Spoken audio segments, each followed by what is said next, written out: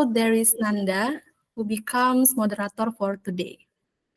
Okay, as a part of today's agenda, we have invited special speakers, Mr. Anthony, CEO and co-founder at Iglo Company. Hello, Mr. Anthony, how are you? Hi, Josephine. Thank you so much for inviting me. Really appreciate the time that everyone is taking to listen to our story here today. Hopefully, whatever we are sharing can be of help and can share some, things that we have kind of learned over the past 8 years of building our business over at Eagle Company. And then happy to share stories with you guys. Yeah. Mhm. Yeah, thank you so much, yeah, Mr. Anthony, for taking your time to come and meet Bukit Vista team. We are very excited to gain new insight about your company and your career. And then, without any further ado, let's move to the next slide. Okay, before we engage discussion with Mr. Anthony, let's take a moment to get to know him better. I will read brief overview of Mr. Anthony career. So, in 2012, Mr. Anthony worked as data mining intern at Branch Out, and then from 2013 to 2015, he has been he held two different positions at Singtel as personalization lead and data scientist. And then from 2015 until now, he has been CEO and also co-founder at Iglo Company. And last year until now, he joined the Young Leader Circle at Milken Institute. Wow, so impressive. Uh, his experiences and achievement from being an intern to successful co-founder and CEO are so inspiring. Next. Okay, let's move to the next slide. I have some questions to hit our discussion today. Okay, question number one. In the ever-evolving technology era, how do Iglo Home and Iglo Works compete with similar companies? What sets your smart access solution apart from competitors? So this question is about your company, sir, Iglo Home, which produces smart access device such as smart locks and lock boxes. Oh, thanks, Josephine. Hey, Jing, good to see you, and thanks for inviting me. Anthony, Hey. welcome. A pleasure. True pleasure. Thanks for inviting me again. Yeah, it's been a while. Yeah, great to see everyone's smiling faces and everyone coming together. Right? Thank you. Definitely. Yeah.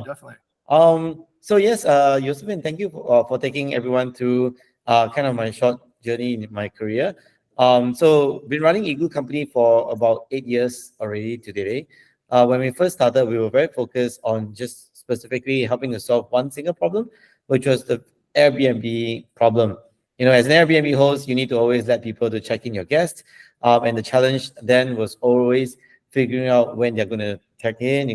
There's always flight delays. Sometimes there's traffic jam, and I think all of you are very familiar with that kind of problem because you're doing vacation rental management. And so one of the challenges at the point in time was because I was a data scientist, as you pointed out in Singtel, and when I needed to let people into my guests, into my property, I will always need to go there and pass the keys, and it's always a big hassle, right? So therefore, me and my partner decided to start creating the very first smart access solution products for Airbnb hosts as well as for vacation rental companies. And so fast forward since 2015, we launched our very first product in mid of 2016. We spent about 9 months doing prototyping, designing, and then eventually getting the product out into the market. And I think as luck will have it, we managed to secure a global partnership with Airbnb at the end of 2016. I think Jing was an Airbnb at that point in time, I think. And Yeah. he was, and then so over the past 7 years, we have really been going to market. Start with a story, just really so entrenched in the vacation rental space. And today, I think we are very, very excited whenever we speak to vacation rental companies, property management companies, because that's where our roots came from, right? So as the company grew over the past 7 years, in fact, we celebrated our 8-year anniversary just last week or 2 weeks ago. We started in the vacation rental space, but really we started designing our ideas, and putting our sights a bit further and thinking a lot bigger.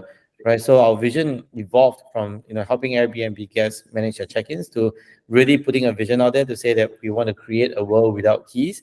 And to do that, there are multiple different kind of sectors and verticals that we can go into, right? It's no longer just helping Airbnb host check-ins, but also, and if you look into other kind of sectors like the oil and gas sector, the property management sector, the mining industry, the telco industry, facilities management industry. There are many other industries in the world today that use a lot of physical keys and manage a lot of different parties to access a particular location. So the way we thought about it was that while Igloo Home was great as we started, for the single Airbnb host user or the residential home user, we needed to create a new vertical to help some of these large enterprise customers solve their keyless access requirement solutions. So we launched igloobox towards the end of 2019, and today igloobox has been in the market for roughly about 4 years right now. But of course, the timing of the launch of igloobox was really, untimely or timely because a few months after we launched, we went into COVID. And so for 2 years, for 2020 and 2021, we ran into quite a number of issues launching an enterprise product in a world where nobody wants to meet, right? But I think what was kind of nice was, through the COVID period, we realized that the demand for contactless access really grew quite a lot, exponentially, because a lot of businesses, they want to kind of be a lot more conscientious towards their staff. They don't want their staff to really meet a lot more. They want everything to be working remotely because you want to be more conscious about like the health concerns, right? So they need a way to digitalize, all the different processes in a company, and keyless access solutions become one of the important things that many businesses want to digitalize and get rid of the need for a physical key. And so while supply shortages, and the entire supply chain shock hit us quite badly in the first 2 years of COVID, but demand actually grew quite well.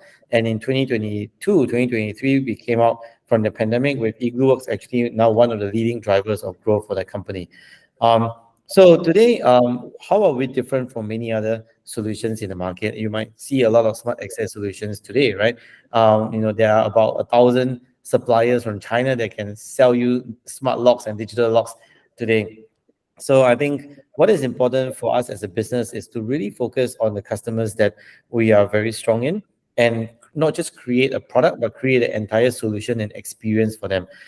So just take the short-term rental and vacation rental sector, for example, today. When you are trying to manage keys, you are not just meeting the guests or meeting the housekeeping service and passing them a physical key, but you are actually, building into an entire workflow.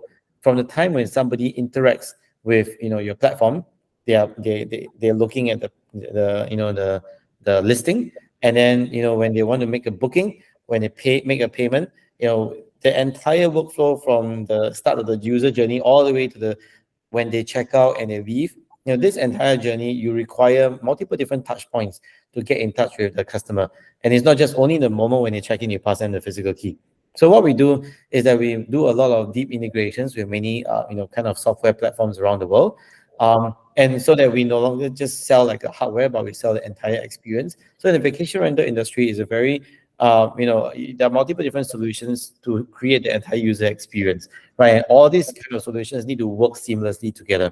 You cannot have everything work, in a bespoke manner by itself. So today we integrate with many businesses around the world, so that we are deeply entrenched in the entire user experience for a self check-in solution, and that's why actually what we did was in 2023, early this year, we launched Igloo Connect, which is where all our integration partners can reside on this platform. And so today, about 1,500 businesses have integrated with us, so that we are not just creating exactly like a community, not just creating just a hardware product where today about 1,000 manufacturers are doing, but really creating the whole entire workflow and the user experience to make it seamless. And I think today as a business, we are moving a lot more towards an asset-light kind of model where we no longer create a lot of our hardware, but we partner with different solution providers to bring the hardware into our ecosystem that we bring to our end customers. I think hopefully that kind of answers the question for this. I know it's a long-winded answer, but hopefully that answers the question. Yeah. Mm-hmm. Okay, thank you, Mr. Anthony, for this valuable insight. It's Mhm, very interesting to get to know more about your product. mhm. Okay, we move to discussion number two. So, how do you collaborate with another young leader circle members and colleges at the Milken Institute to achieve a positive impact in your community? This career that I have told us that you joined the Milken Institute Young Leader Circle in 2022. Right. Yeah. No, thanks for the question. I think the Milken Institute is a nice think tank that was put together, many years ago, and they bring together, a few thousand of young, is actually people who are contributing very deeply in the multiple different kind of verticals, not just in tech, but also in the government or even in social enterprises to come together to share experiences as well as kind of projects that they're working on. And the whole idea is everyone goes in there with a very open mindset. We have open sharing, and and be open to kind of share not just your ideas, your work, but also your network. Because I think the whole idea for the kind of Milken Institute is to exponentially amplify the effort that you are trying to put in, right? And this cuts across multiple different geographies. The Milken Institute runs a few different kind of exhibitions, right? Or kind of get-togethers. I think the biggest one is actually in LA in April, and then another one in Singapore that's coming up in September, October. Yeah. So whenever you join some of these get-togethers, there are people from the tech industry, there are entrepreneurs, there are VCs, there are people from the government, there are people from social enterprises, and there are also other people who are doing various other things in their lives that are very interesting. And so the first thing that you do is really to be open about what you do, and what is the help that you need, right? For us, as we are scaling up our organization, we have different offices around the world. We have offices in 8 different locations: Singapore, Austin in the US, London in the UK. I spoke about Bali in Indonesia as well. And many of these locations, I think finding talent is not easy. As I think all of us, I mean, many here have the word recruitment, right? Finding talent is not easy, but more importantly, finding the good talent, who is hungry, who is passionate, who is humble, and who is willing to go the extra mile, and because they want to create the impact. I think that's difficult to find. And I think all the people in the Milken Institute, they run businesses, they have different network, and they're willing to share, especially if they have a contact that they think that they can contribute to your team, right? I think that's number one. I think number two, coming together to work on projects that have create impact in the community. I think this is also important. I remember as we were trying to go through COVID, we have multiple different kind of activities, right, that we are trying to work on together. I think one of the activities that we did in 2020 was to actually run our Igloo conference, where we bring together thought leaders to come together to share their ideas about smart access. And as part of it, we actually got the fees from this conference, which was run online, and we donated the fees to some worthy cause that is helping the pandemic. This was in 2020 when they were delivering medicine to certain locations. And even I think another time we contributed the fees to Black Girls Code, where basically supporting some of the underserved communities to help them bring ideas about software development to their community. And then when we do stuff like that, we share it with some of our partners and friends over in Milken Institute, and they were able to bring ideas together and bring partners together in a much more kind of exponential manner, that we are able to create a bigger impact than if we were just to do it by ourselves. Um, Other kind of partnerships that we have done with friends over in Milken Institute is really to look at how we are able to scale up and our product offerings within the respective markets. So some of these people from Milken Institute, they might be in Japan. I think one gentleman over in Milken Institute, he used to be the uh, financial advisor to Shinzo Abe, the late Prime Minister for Japan, and he has one very deep rooted kind of passion to really to help to revitalize some of the remote areas of Japan, where in many of these areas is aging population. There are people who are they're leaving the villages to go to the cities, and therefore there are a lot of homes over there that are empty, or there are just elderly people over there that are not getting a lot of support. So what we did together was to look at how we are able to bring igloo solutions to secure some of these elderly, villages, where we are able to bring a lot more easier manner to bring help, in case of any situation that the elderly requires some SOS support. And I think there are many other examples, but these are some examples that we do, and I think it's a great community. Everyone is humble, willing to share, and I think everyone is there to try to create positive impact. Mhm. Hope that helps. Yeah. Wow. Okay, so interesting. Hopefully, we can adapt that way in our company as well. Yes, sir. Thank you, Mr. Anthony. Because we have limited times, perhaps some of participants would like to ask Mr. Anthony. Maybe Mr. Jing, would you like to ask Mr. Anthony? I'll give somebody else the first chance, and then I'll come in if. Okay, okay, maybe another participants. Kindly use the raise hand feature.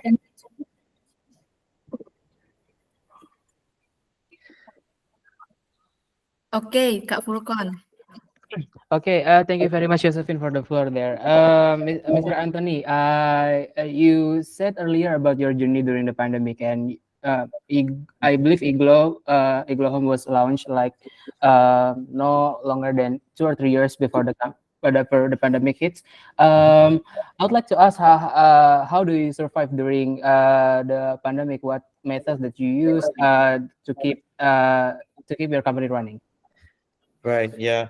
I think there are many challenges that surfaced out during the pandemic. As you can imagine, we have hardware that we are selling, right? So I think the supply chain shock was actually the biggest thing that we faced. There are a lot of lockdowns that were happening over in China. So our manufacturing base over in near Shanghai, near Shenzhen, they were taking turns to be locked down. And so to be able to deliver products, you cannot have this kind of supply chain disruptions, because a component that comes from this part of China and then a tooling that comes from this, you need everything to work very seamlessly and smooth together to be able to put the product together to ship. That's one. Number two, we also have a lot of challenges with chipset shortages. I think there was a foundry that collapsed, and then there was a huge drive for people buying like laptops and stuff like that, because everyone's going online. And so all this chipset, I think we faced about 5 times increase in the chipset prices. And we're thinking about trying to increase prices during the pandemic, where everyone is trying to save money and trying to lower costs. I think that was a massive challenge for us. I think the third big thing, so rising costs and delayed delivery is two big challenges really, which impacts directly our revenue and as well as our bottom line and squeezing our margins. I think the third big challenge that we faced was prior to the pandemic. I think 80% of our revenues came from Asia Pacific. We were largely across Singapore, Australia, Indonesia, Philippines, and that was when I met Jing. I think in Bali, probably one of the trips there. And really 80% of revenues came from Asia Pacific. So if you remember, during the pandemic, the lockdowns that were the most severe were actually across Asia Pacific. Indonesia, Philippines, everything was locked down. So, but if you were ready to look, so I think one is our markets was collapsing. Number two, top line was decreasing because of delayed shipment, and then there was a cost pressure as well, so margins were squeezed. So all these, I think, are all major challenges, apart from talent challenges and people challenges within the company, which probably was maybe the biggest thing. I think everyone's stuck at home. Going online, you lose the physical contact. People have their own, maybe some of them face some challenges, mentally, physically, and everything. I think that was also difficult to manage where remote work came in place, right? So across all these different challenges, we have to tackle them one at a time.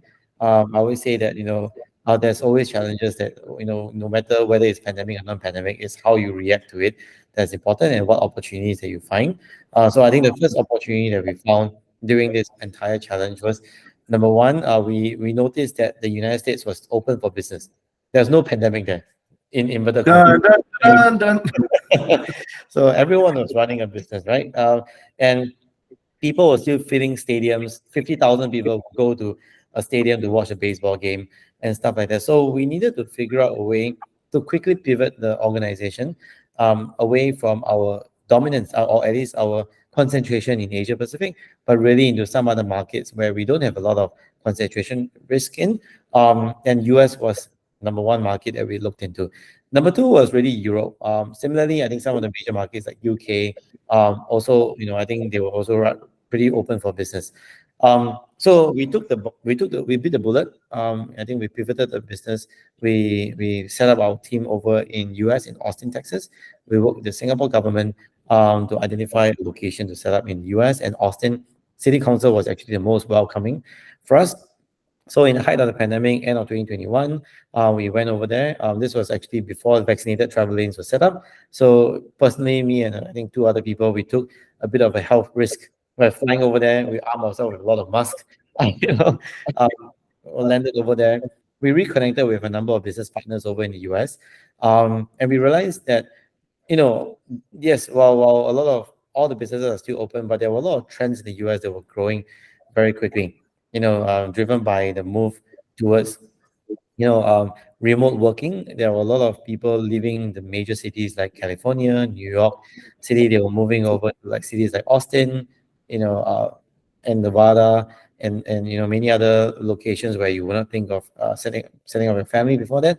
But people are moving there because of low cost and because of the rise of remote working, and therefore there was a lot of trends of people trying to set up new homes. Property management was on the rise. Interest rates was on the low, so a lot of kind of people are thinking about new business ideas because of this huge movement in the US. And so we latched onto that, and we started moving some of our ideas and solutions over to the American market.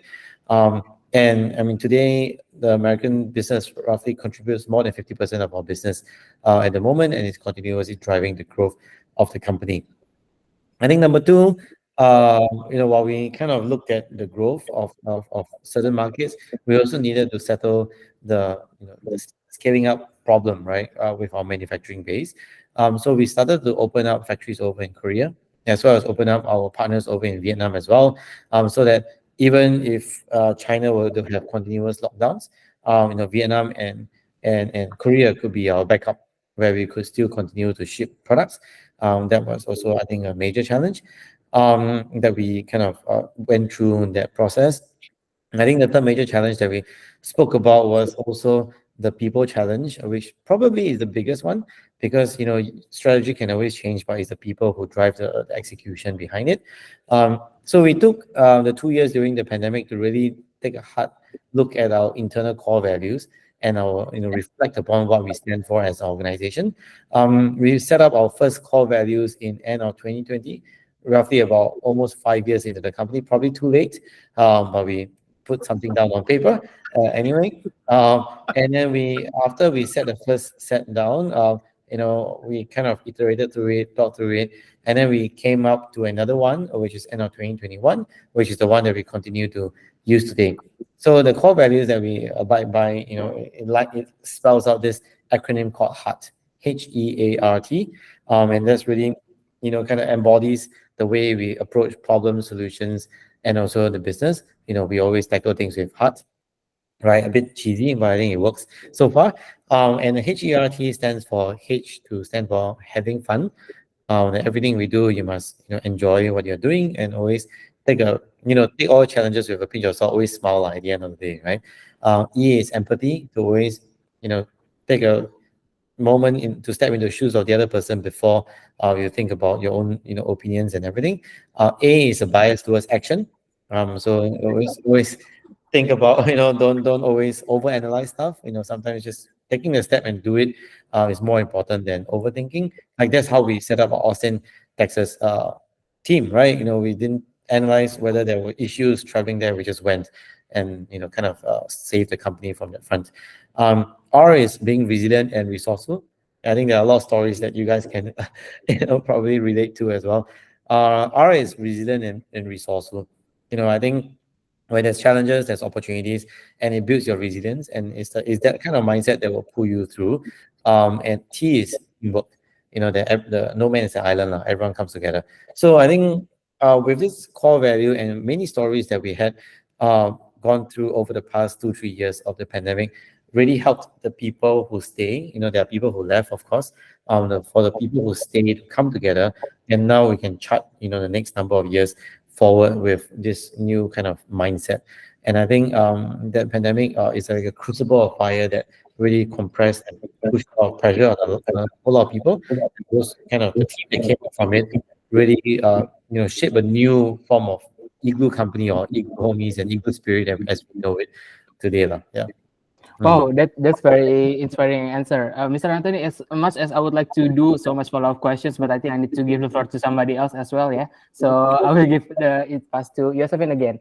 So yes, to you. Okay. Thank you so much, Mr. Anthony Ko, for your valuable insight, and also thank you, Kak Furqan, for your question. Okay, anyone would like to ask question? Maybe- Anthony, I'll do this. Yeah. So I would actually spend the rest of the hour of our all hands asking you more questions about your leadership experience, because Anthony is one of the most genuine and most dynamic CEOs I've met here in Southeast Asia. He's a true legend. So him and I are actually frenemies because he went to Stanford and I went to Berkeley. That's right. And we have to hate each other forever because the legend is I would eventually work for him. But we have more in common. Anthony, you're an electrical engineer as well, right? And same thing that I studied back in college. Sorry I didn't get a chance to introduce Anthony, but I think his company has undergone incredible challenges, incredibly challenging situations, and they have had incredible leadership, understanding, and the fact that they remain today, and with I think 20 million of funding so far, I really am proud to have Anthony here as our guest speaker, our inspirational speaker today. Anthony, like I said, we gotta continue with the rest of the meeting. Well, more differences, I'm telling you. Hey, Anthony, be our guest. You're free to stay. If you want to kind of like see what happens here at Bukit Vista, but if you have other appointments, that's okay too, right? So we'll continue on with the next segment of our all hands. Josephine, I'll go ahead and share my screen. Yeah. Okay. All right. Let's go ahead and begin. How's everyone doing, by the way? I'm doing fine. Okay. Thank you, Furqan. How's everyone else doing besides Furqan? Great. Great. All right, let's go ahead and begin. This is the Vision Talk of 2023. We're in the first week of September, everyone. So we'll go ahead and start right now. All right, so thank you, Anthony, for coming in to be our inspirational speaker for this week. We always have a real entrepreneur or somebody who's been working in business to uplift us. And I think Anthony is a great example of somebody who has gone through many positive transformations and inspired a lot of delight. All right, let's go ahead and ask the same question that we've been asking for the past few weeks, which is what stops us from growing to the next level? And we've talked about this particular topic already, and it's this matter of self-knowledge. So what I'd like to do is I'd like to show all of us right now, including Anthony, how partners actually see us. So would you like to see how a potential partner actually sees Bukit Vista? Yes? Okay. Here's a demo. So how do partners actually see us? Well, some partners find us on Google. They go over here and they type Bali property management. And thankfully, with the trusted work of our team, we're the first result now on Bali property management. How do other partners potentially find us? Maybe they type in Bali property, Bali property investment, right? That's another popular keyword search term. And on that search term, again, we are currently ranked number one, at least on my browser, right? You can check from your own browsers and see where that particular avenue is. So on SEO, we look like we are the number one leading property management and property investment company here in Bali. What about YouTube? How do people find us on YouTube? Well, apparently, Gojek's begging, the marketing guy from our all host meetup from 2019, which actually Igloo Homes, I think Jonathan attended, by the way, is actually our leading video this week. So a lot of people find out about Bukit Vista by watching YouTube and watching this particular video. But also, if we remember Aldri wrote a video a few years ago about how to actually start a Airbnb or a rental business in Bali on the Bukit Vista YouTube channel, and that one's getting some views too. So that's another way that actually partners find us. If you look at the analytics and you see where do people actually come in, and we take a look at, let's say, August 1 to 31st of 2023, a lot of people find us, of course, through our management pages, but also through new pages that we created about events in Bali or buying a property as a foreigner. A lot of people find us through our career page and also some of our Bahasa Indonesia pages talking about property management. So that's pretty interesting. But it's not all good. I mean, there are some good things, but there are also some really not such good things, and I'm here to keep it real. So partners see us on the good side on highly searched results.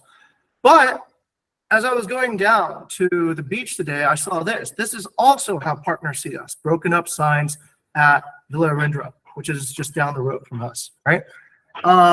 It hasn't been fixed for almost, I don't know, what, like 10 days? And so whenever there's people passing by, this is how Bukit Vista looks like. This is also how Bukit Vista looks like. When we write and have spelling mistakes on our leading front pages, so instead of vacation homes, we write vocation homes, then that is also how partners see us in a particular way. And when we double up and write the same kind of text twice on our pages, this is also something that is not so good. All right, why do I mention this and why now? Well, part of it is because, oh, Anthony, this is for you. Sorry, a little segue. So this is your US penetration. I'm recommending my friends to use your locks right here, right? So this is Harvey, who has an apartment in Las Vegas, and he's asking me what lock he should get for his Airbnb in Las Vegas, and I recommend him igloobox lock. So I wanted to show you that. Yeah, absolutely. Good where good is done. Okay, so anyhow, that's essentially the situation that we look like. It's become more of an issue now that we're ranked higher. Before, if we were on, let's say, a further page, maybe people don't see this. But now there's thousands of people that do see our good side, but they also see our bad side too as well. So this is part of our, I think, self-knowledge of understanding how actually the world sees us. So the point I'm trying to make here is it's not about shame. It's not about, whatever. It's more about inspiration. Inspiration happens when our curiosity is greater than our fear. And next stage, I think, in Bukit Vista's growth will be when our curiosity about ourselves, about our own organization, how do we look, what are our strengths, what are our weaknesses, becomes greater than our fear for trying to, I don't know, like avoid shame. Okay? All right. Let's get into the heart of what we're going to actually do to increase this amount of self-knowledge. Again, it comes back to Buddy's balanced work, the URC, and guest experience supervision. So we're asking that the rest of the team now, a lot of you are positioned in Bali right now. Go visit properties, visit guests, understand what does Bukit Vista experience actually look like from the guest perspective, actually look like from the partner's perspective. What is actually staying in a property? Like our friends over in Villa Rafa right now, Marcel, Irene, enjoying yourselves in one of our newest properties. Yeah, that's not a background. That's a real property, actually. So, yeah, Irene, you're really well framed in there. You have to turn your laptop a little bit so everyone knows it's like actually a gen. Yes, there you go. You cannot do a background on that. Thank you, guys. Hey, newest property, Villa Rafa and Bing An, fantastic. Thank you very much to the team that brought it to life.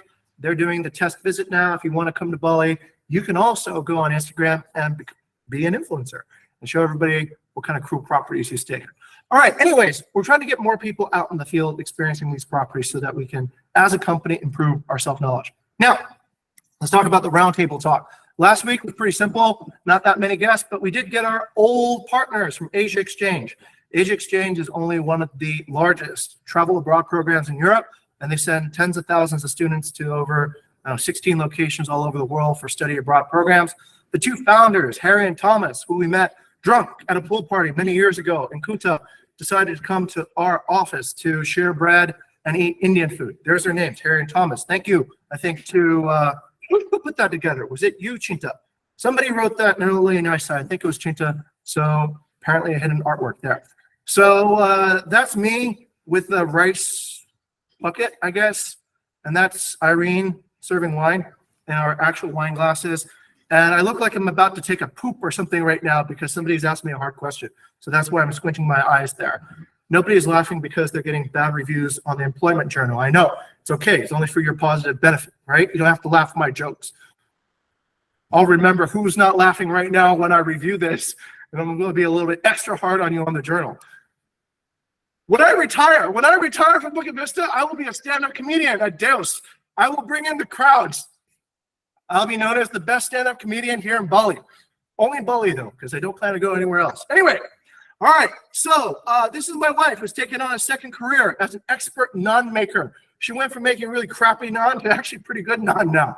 So we will actually make that a job, a role here at the base, a naan bread maker. Here's me serving, I think, food on banana leaves. And yes, it's all about getting together. A moment of hospitality, a moment of inspiring delight, putting together the wine glasses, a toast to our old partner. So that's the latest update on Roundtable Talking. So the mission of the company is to inspire delight through hospitality innovations that positively transform guest partners and employees. And we are doing that day by day, guest by guest, partner by partner, employee by employee. So these are just the images that prove it. All right, our semester goal. I think we've actually probably crossed over some of our semester targets already. I'll leave it to Kyla to announce the happy news. 2.4 million, overall rating 4.5, 5-star percentage 70%. We're getting 3x individual bonuses that the company achieves the 2.4 million target, April 1st to September 30th. We measure it on October 5th, which is about less than a month from today. Qualified interns get the 3 million bonus. 3 goals, 4x, 2 goals, 3x, 1 goal, 2x. And then for interns, it's 3, 2, and 1, depending upon what goals we reach and millions of rupiah. All right, that's it. Let's pass it back to, I guess, Josephine or Furqan. No, it's actually Nanda who is the moderator for today. Nanda, all right, moderate. Back to you, Nanda. Okay, thank you, Lucy, for the explanation. That was a efficient explanation about how people should see with that.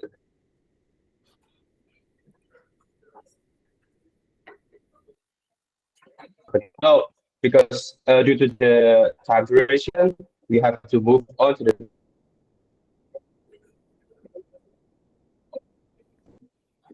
Nanda, I think your voice is quite breaking.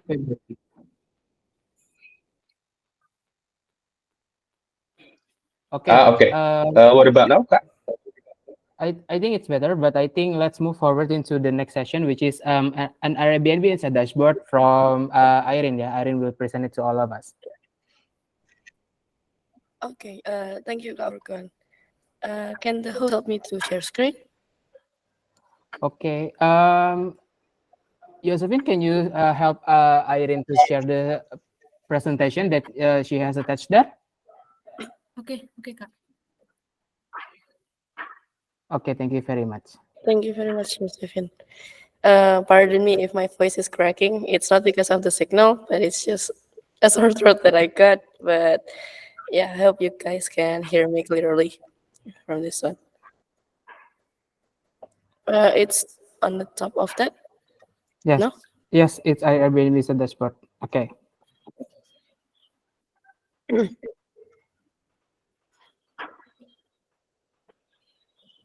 Bawa here. Let me share it for you, Irene. Okay, thank you, Furqan.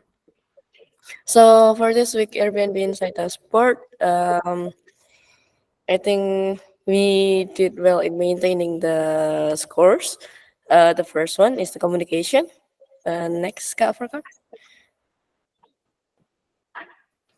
Communication. Last week we are in 79.7%, and this week we are in a 79.6% with a decrease of 0.1%.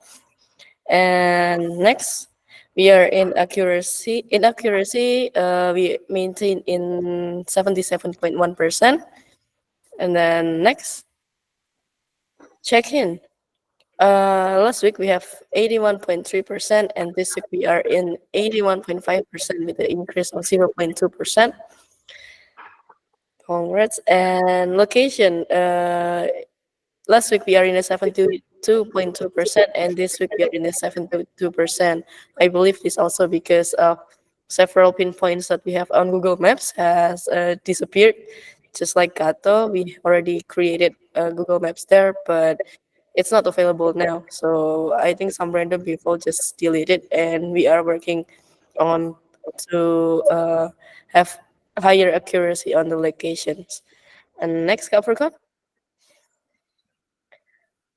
In value, it has increased quite significantly with a difference 0.5%. Last week we have 72.1%, and this week we have 72.6%. Next, Capricorn. And then our cleanliness has also increased for 0.3%. It hasn't reached 70% yet, but it's in 99.9% now. And for our overall score, overall quality, last week we are in 73.3%, and this week we have increased 0.2% for 73.5%. And this week focus, it will be increasing transforming partners that we can improve by the help of the Gaia. Gaia can help partnership team to actually retrieve the reviews and summarize the reviews in one paragraph that will help us to give the points to the partners what to improve. And next up for con. This week we are also focusing on onboarding full board property, which is Casa Fermina. I'm sure you guys are familiar with that already because we have tried onboarded before, but we are trying to re-onboard it now with a different partner. Next cover con. We also are focusing on onboarding business package property, which is San Pedro.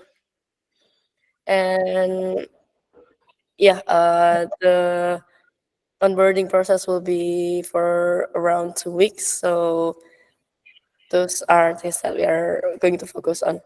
And last but not least, get closer than ever to your customers. So close that you tell them what. Wait, I'm not done yet. Mhm. Okay. Wait, I can get closer than ever to your customers. So close that you tell them that what they need well before they realize it themselves. Thank you. Back to CoverCon.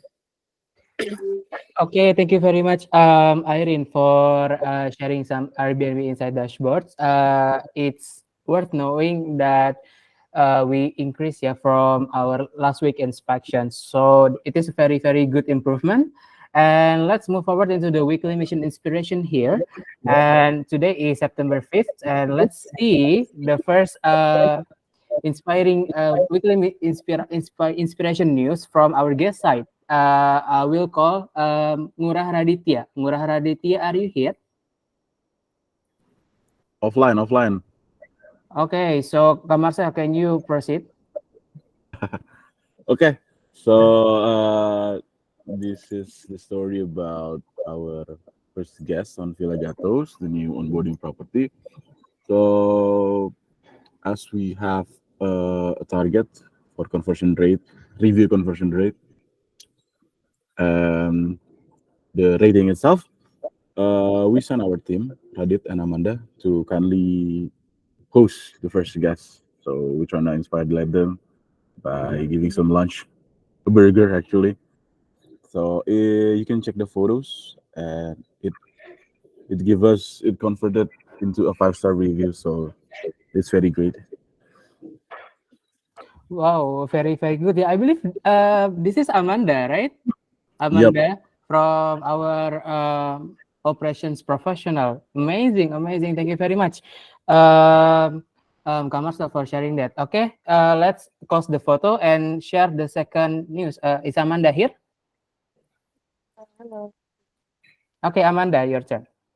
Yes. Okay. So the first one is this is actually the guest complained about the property being dirty, and because of the previous guest late check out, and we head directly to the property to like make the guest more calm, and after that later at night, we brought dinner for him. Like we brought pork satay and nasi tempong because he wanted the Indonesian cuisine to inspire delight the guests. And as for the next one, hosting the guests at Villa Tupa, it was actually supposed to be a pre-check-in inspection, but the guests had already checked in, so me together with Pliketut decided to personally welcome and host them. We asked them about how is the villa, how many nights are they going to stay, and so on. and the guests they are really happy with the property, and they were soaking up in the sunlight and enjoying the pool. And the guests asked about the barbecue, and I showed them about the barbecue grill, and they saw the Garuda Wisnu Kencana statue and asked about it. So I explained briefly about it, and they were really happy about it. That's it. Thank you. Thank you very much, Amanda. Okay, Josephine, probably you can click some photos there to share with the audience about what Amanda was actually saying. This is actually the what is it? The guest from, I believe this is Philakil, right? If I'm not mistaken, yes. Yes, Philakil. Okay, thank you very much. And the second photo, Josephine, the last one. No, no. The table below it. The table below it. Yes, that photo. Okay, this is, I believe, the guest that you met, that you went all over the town to GWK as well, right, Amanda, and happy barbecue together. This is so lovely. Okay, thank you very much. Let's move forward into the next part. You can scroll down a bit, Josephine. There is no coming from the partner side, so we can skip that. And coming to the from employee side. So the story is from me, and there's no photo attachment there. But this past 2 weeks actually, if you are aware in Indonesia, that we have a mobilization week for MSCB interns. So if you haven't noticed, many of our interns will be coming in or will be fulfilling in the Bali base or Jogja base. So it is actually a very good opportunity to show them that what Bukit Vista is really doing on the field, like by having these property inspection, as what Amanda did with the very, very beautiful pictures. And also we have more additional on-site team to help our GES to do property inspection. So yeah, that's from the employee side. Next, we can scroll down and go to the technological innovation coming from Kavidi first. All right, for this one is a reminder of did you know where we have a feature in Bigger where if you delete the unit for unallocation, if you look at the attachment, it will remind you what are the dependent bookings, as well as we also have a Slack channel to remind our property managers upon 7 days, 3 days, and 1 day booking for unallocated units. So this ensures, this helps seamless transition for our guests. Okay, thank you very much. Josephine, can you click the photo? Yes. I believe when Kavidi is presenting or any other presenting, you can click the photo already, yeah. So we can, the audience here can know the context better from the pictures that is given by the contributor. Okay. Next, coming to Ferdian. Okay, so basically, I have added a feature to Gaia, and the feature would help the employee to analyze property reviews from a specific time frame, and the summary will contain topic, positive and negative aspects of improvement and recommended actions. So the employee won't have to read through the reviews one by one. So it helps reduce the time needed to do that manually. Yeah, and the attachment there is like a screenshot. It shows the demo on how to use the tool on Slack. And maybe that's all. Thank you. Go back to Capricorn. Okay, thank you very much. Nanda, how's the internet going on your side now? I think it's going better, Kak Furqan. Okay, then you can take over the rest of the all hands now. Okay. For all, I'm sorry for the disturbance about the internet. So let's move on to the next session. Now we have the company team. Okay, will be presented by Kak Kayla or Kak Cinta. So Kak Kayla or Kak Cinta, the floor is yours. Okay, it's to me, Ananda. Thank you, everyone. First, sorry that I cannot turn on my camera because it's very instable this year here. Okay, good morning. Morning. Hi. Okay, Mina, sorry, please take the first call for the integration. Thank you. Okay, I'll take a moment to introduce a bit regarding our monthly theme. Nanda, if you can just click on the attach there, the Canva one. Yep, I think you're sharing.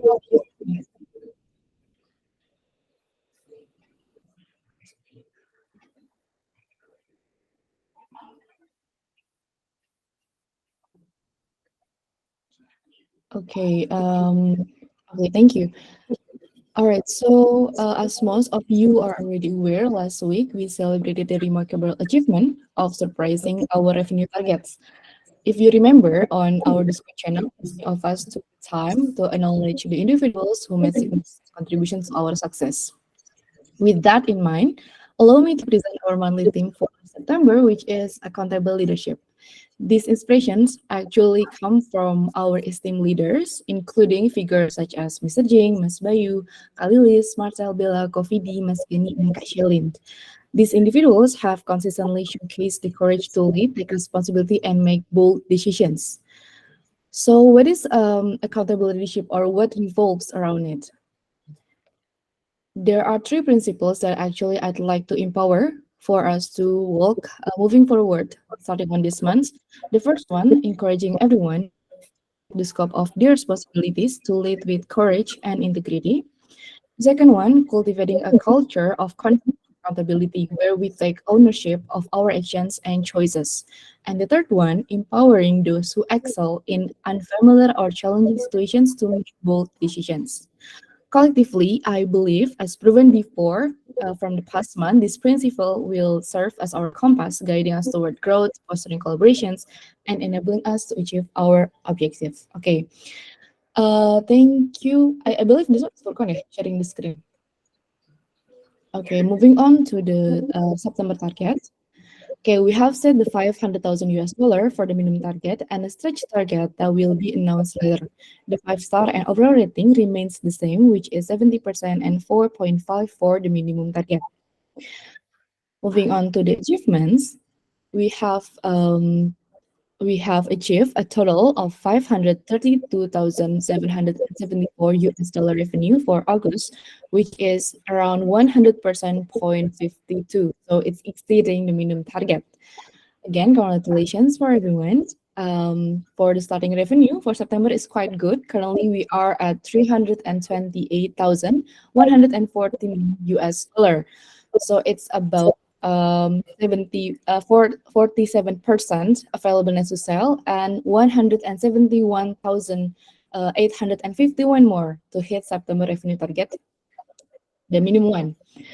Okay, so again, let's hit September revenue target for everyone and let's keep focus. Jangan terlena kalau kata Mas Gani. The percentage of owner use is ended at 8% for August and already reached 4% for September. I'd like to deliver this one to Dinda, Irene, and Marcel, who currently works in partnership team. Let's delve deeper into the relationship between our optimized revenue potentials and the increase in owners' usage behavior, and whether we have actually any collaborations with that or not. All right, what is our opportunity? We have two newly potential property onboarded at Pecatu, which is Villa Gato and Villa Rafa. So kudos to all teams directly involved in the onboarding process, from the business development team, property manager, community manager, NGS team, awareness team, and revenue manager team who have worked in timely manner to deliver these two properties to start off our September inventory. Next up, semangat for everyone, especially those of you working in hosting and reservation team, and then in pricing, especially to optimize these property performances. Yeah, we still have another properties potentially to onboard by this September, which is Suksma Guest House in Tumbak Bayu, Casa Fermina in Ungasan, San Pedro in Bingin, and Villa Cedo, one in Umalas, and one in Tabanan. Okay, the last one. This one is the semester target. Okay, the semester target counted from the 1st of April until the 30th of September. The evaluation will be finalized on the 5th of October. However, the good news is we have our target, which is we are at 2,416,397. So Congratulations for everyone. You made it.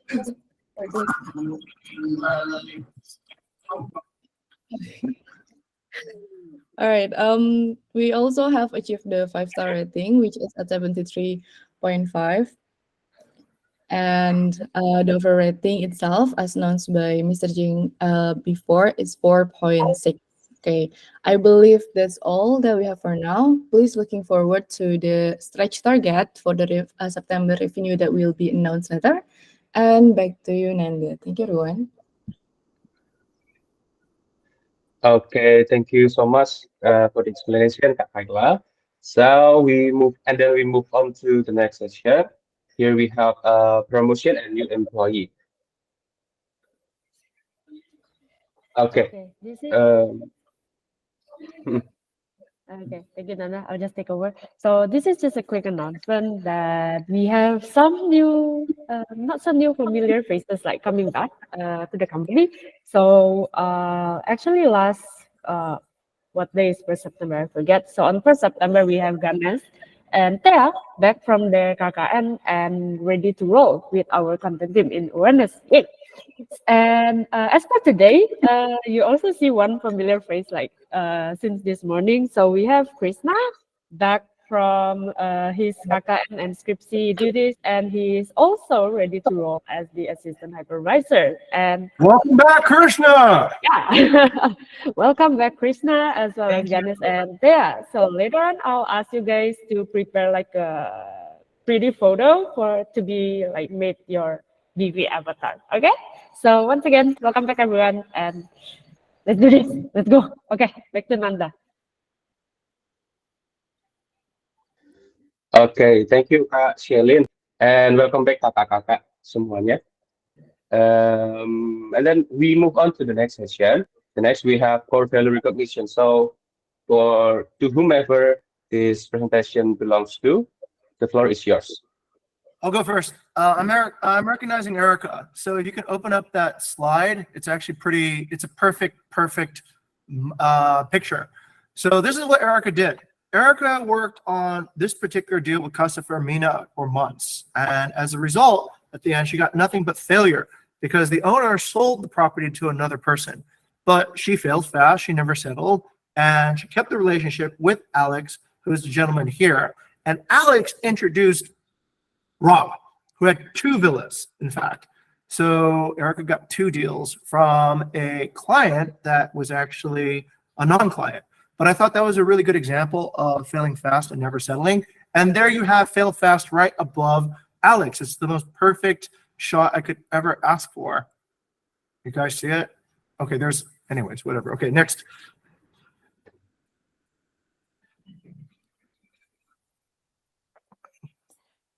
Wait. Oh, this one for me. Okay. Recognition to Ferdi. Basically for bias to action and fail fast and never settle.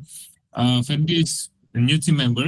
I just know him like a week ago probably, and he's taking on this challenge to optimize one of the process of summarizing the review, right? And he actually code some program, and so Kalia can do that for him. And basically his work is low effort and high impact because code is actually not that many. It's relatively small, but he can reduce the hours of work into just a few seconds. So more of you, if you want to work on optimizing your process, you can follow Ferdi's path. Nice. Oh yeah, Marcel. this is from me. So this is for Amanda and Radit. So they are actually very weird because they really love to directly handling chaos. So whichever cases within the guests and partners on site, then we can kindly come and visit as soon as possible and resolve it. So it's very well. So thank you guys. Marcel, I would call that being the hero, handling chaos and enjoying chaos. All right, cool. All right, back to Furkan. Yes, take Okay. it away. I think we have no announcement coming in, but I just a heads up because today we're all hands, so please expect delay in your payroll that HR team will do after this. Sorry guys. Okay. So thank you very much, everyone. I believe this marks the end of our all hands and welcome. I'm so happy that we have very many new members coming into not so new members, but old members that re-onboarded to us this week. So welcome, guys, and have a very good week ahead. Thank you very much for coming. And sorry for the 4 minutes overtime. Yeah. Thank you very much. Thank you, Vito.